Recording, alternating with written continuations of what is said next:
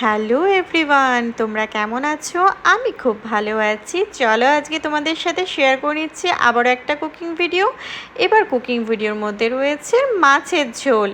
এবার মাছের ঝোলের জন্য প্রথমেই দেখতে পেলে এক গাদা 2 কিলো মাছ ভেজে রাখা রয়েছে। তার মধ্যে সেই ভেজে রাখা তেলের মধ্যে আমি দিয়ে দিলাম ডিম, মাছেরই ডিম, অন্য কোনো ডিম নয় বন্ধুরা, মাছেরই ডিম। এই মাছের ডিমটাকে আমি পিস পিস করে কেটে নিতে বলেছিলাম, সেই ডিমটাকে পিস পিস করে আমি ভেজে নিয়েছি। প্রথমে নরম থাকবে, বাট তেলের মধ্যে একটু কিছুক্ষণ ছেড়ে দিলে তারা শক্ত হয়ে যায়। এবার সেই ভেজে রাখা তেলের মধ্যে 1 চামচ ঘি দিয়ে তার মধ্যে কী দিয়ে দিলাম দেখতেই পাচ্ছ, গোটা গরম মশলা, তার সাথে তেজপাতা।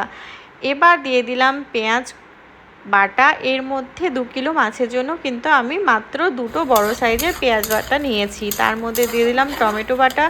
এবার টমেটো আর পেঁয়াজ বাটাটাকে কিন্তু খুব ভালো করে কষে নিতে হবে, যাতে কাঁচা গন্ধটা চলে যায়। আমি কিন্তু কোনো রসুন ইউজ করিনি, পেঁয়াজ আর টমেটো আর আদা বাটা, এই তিনটেই। রসুনটা আমার মাছের মধ্যে ভালো লাগে না, তাই আমি ইউজ করি না। এর মধ্যে হলুদ গুঁড়ো দিয়ে দিয়েছি।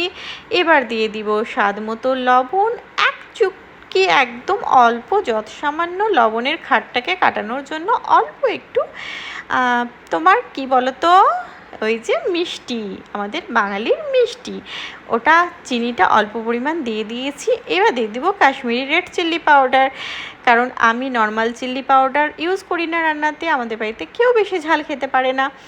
তারপরে দিয়ে দিলাম এর মধ্যে 1/2 টিস্পুন ধনে গুঁড়ো, তার মধ্যে দিয়ে দিলাম 1 টিস্পুন জিরে গুঁড়ো। এবার এগুলোকে খুব ভালোভাবে ভেজে নিতে হবে। ভালোভাবে ভাজার মানে কিন্তু এটা নয় কখনোই যে সেগুলোকে বেশি আঁচ দিয়ে তোমরা পুড়িয়ে ফেলবে, একদম পোড়াবে না, তাহলে কিন্তু পুরো রান্নাটাই নষ্ট হয়ে যাবে, ফ্লেভারও থাকবে না, আর মশলাটা ভালো মতো কষানোও হবে না।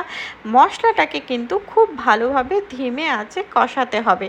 যে কোনো মশলা, মাছ হোক, মাংস হোক, যে কোনো সবজি হোক, মশলাটাকে খুব ভালোভাবে কষানো কিন্তু ইম্পর্টেন্ট।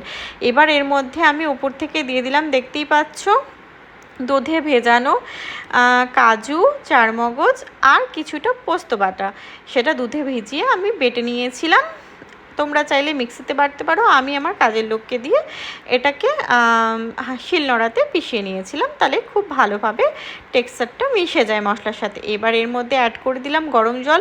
কুকিংয়ের মধ্যে কিন্তু আমি সবসময় গরম জল অ্যাড করি, তোমাদের হাতের সামনে অ্যাভেলেবেল না থাকলে তোমরা ঠান্ডা জলও দিতে পারো, তবে কুকিং প্রসেসটা মেনটেন করার জন্য গরম জল দিলে সব থেকে বেটার।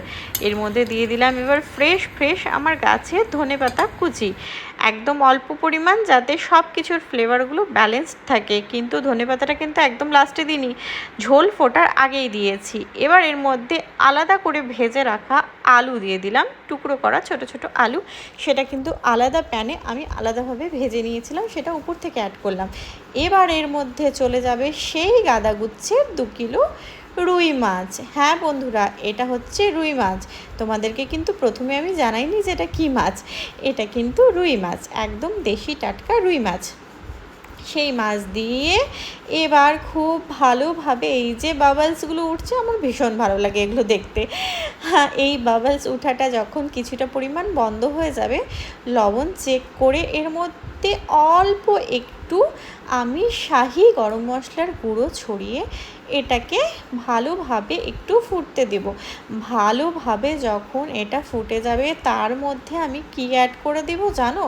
এই যে গোটা গোটা লঙ্কাগুলো দেখতে পাচ্ছ, সেগুলো গোটা গোটা লঙ্কাগুলো দিয়ে দিলে কি হয়, ঝালও হবে না, আর বেশ মিষ্টি একটা কাঁচা লঙ্কার ফ্লেভার আসবে। আমার এমনিতেও লঙ্কা প্রেমী আমি, কাঁচা হোক শুকনো হোক যাই হোক না কেন, লঙ্কা আমার ভীষণ ভালো লাগে, আর আমার বাড়িতে কেউ খায় না।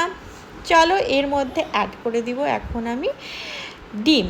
কোন ডিম? মাছের ডিম ভেজে রাখা যে সেই ডিমগুলো ছিল সেগুলো। সেই জন্য আমি এর মধ্যে ময়দা আটা কোনো কিছু মিশাইনি, এই ডিমগুলোতে নর্মালি ভেজে রেখেছিলাম। চলো বন্ধুরা, মাছের ঝোল কিন্তু আমার একদম রেডি টু সার্ভ। তার সাথে 5 মিশালি